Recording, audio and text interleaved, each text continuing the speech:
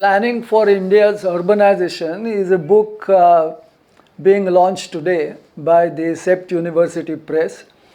This book is a collection of essays written over last 20 years, and they reflect the topical interest of the time and not necessarily in terms of a consistent theory.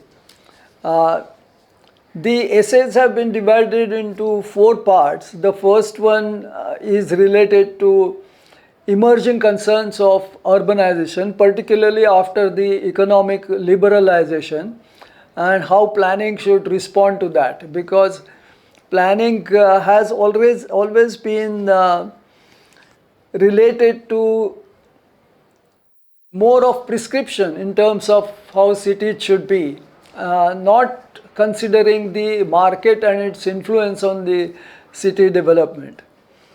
The second clear impact of this was on the land, and therefore the second group of essays are organized under the heading Centrality of Land, and in this, how the land policy and land legislation has evolved in India is discussed, as well as the new concern about the land value capture and value capture financing, because land is also a source for raising finances for urban development, and these issues are discussed in that group of essays.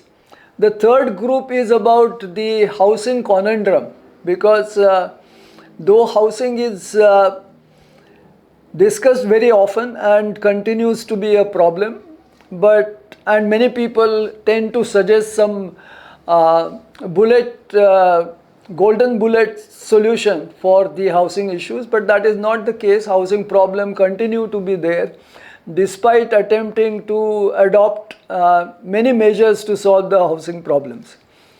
The fourth one is more about Mumbai and the planning of Mumbai, but not just planning, but it also looks at governance, land, and planning together, because the land and governance are define the context for planning, and that is illustrated in the article on Mumbai. And the last one, in fact, is a reflection on the tragedy of development plan making in case of Mumbai. And it is hoped that these essays will be found of interest by both academics as well as the professionals.